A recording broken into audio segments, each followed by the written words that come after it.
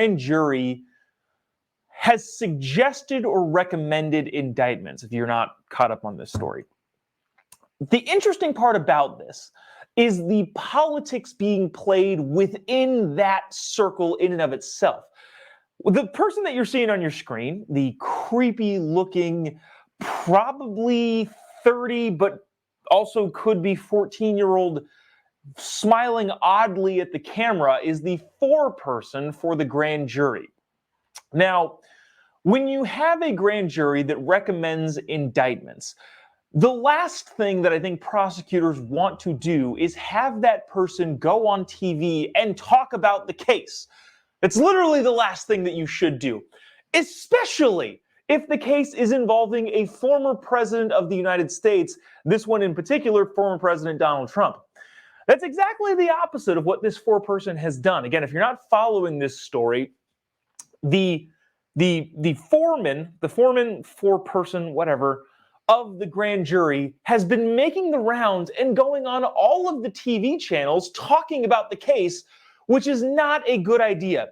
And the thing that I think a lot of people have caught on to is that she's really, really enjoying it, which is, of course, grounds for dismissal, and that's probably what the Trump team will organize, or what the Trump team will do. I want you to watch this girl on, I believe this is an NBC channel, and then we've got a clip of her on CNN.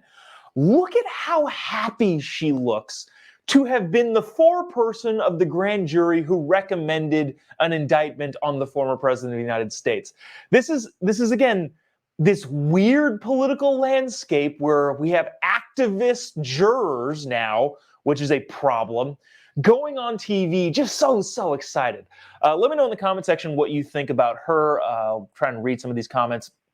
But also, oh, by the way, if you haven't already, before we play the video, would really, really appreciate you clicking the little like button down here and the little share button, especially if you're watching on Facebook. Really, really helps us out, kind of helps us keep the ball rolling. You wouldn't believe how beneficial it is if you just do those, just engage with the post in any way, shape, or form. Click the little like button or the little share button, and let us know in the comment section what you think. Anyways, without further ado, watch how giddy this girl is. Check it out. Did you personally want to hear from the former president? I wanted to hear from the former president, but honestly, I kind of wanted to subpoena the former president because I got to swear everybody in. And so I thought it'd be really cool to get 60 seconds with President Trump of me looking at him and being like, do you solemnly swear? And me getting to swear him in. I kind of just thought that would be an awesome moment. Yeah, she's really, really giddy about it.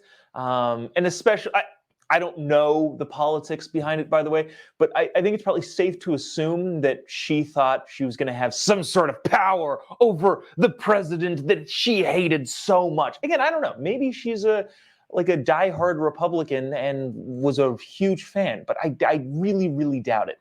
Now, here's another clip of her going on CNN and kind of doing the same thing. We're not going to get into all of her like talking about what it is on the case, because that doesn't matter. Not many people are actually paying attention to this. That's why, I don't know, we're not going to get into that.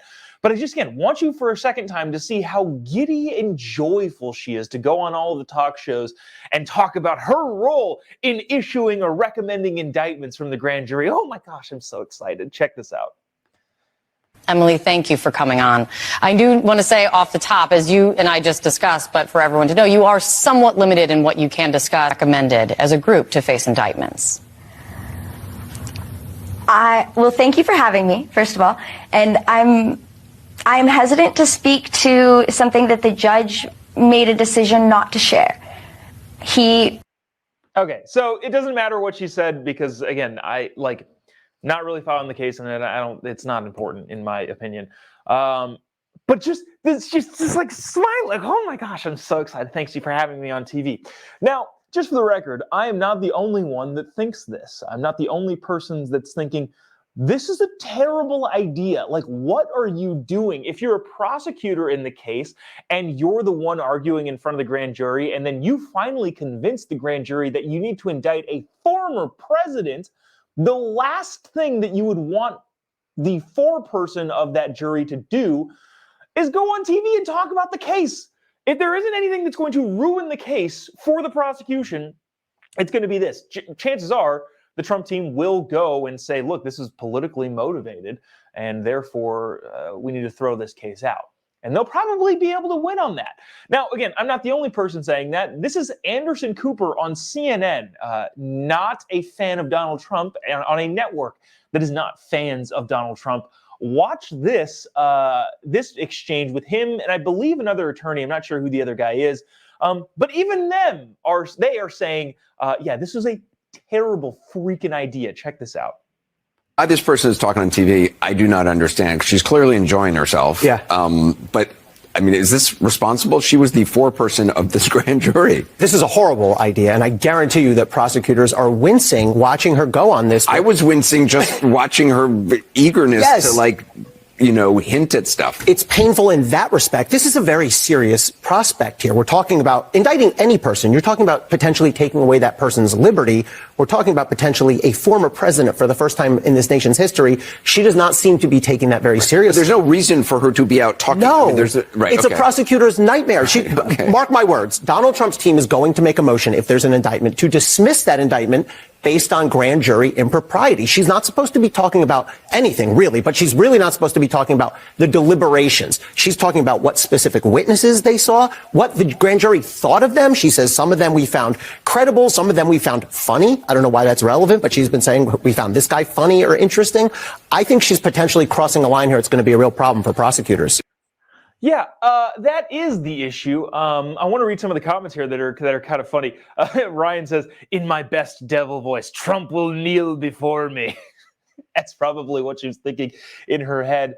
Christina is like, "Why is she speaking? Nobody freaking knows." Christina also says that lady was frightening. She does seem frightening. Charles says, she's a nutcase. That seems to be accurate. And then here's a great opinion here from Phyllis. I think this is fantastic. Wow, bless her heart. Remarking on the fact that this lady, who's probably not a Trump fan a lot, is going to get this case dismissed on the basis of the foreperson of the grand jury saying that this talking about the case before it went to any sort of trial or any sort of indictment is issued. So that's funny. That's a funny take. Isabel says she's an idiot. A lot of people saying the same things. How the F did she get on the jury? How childish she is. She's dang crazy, says a bunch of other people. So there's that. Wow, this is funny. Oops, sorry. Walter says Greta's sister. That's funny. So there's that, and we'll continue to kind of keep an eye on that. Again, I'm not really following this all that much because I don't think anything will actually ever come of it. It's just media fodder for CNN and MSNBC and all of your network news outlets to say, oh, Trump might be going to jail.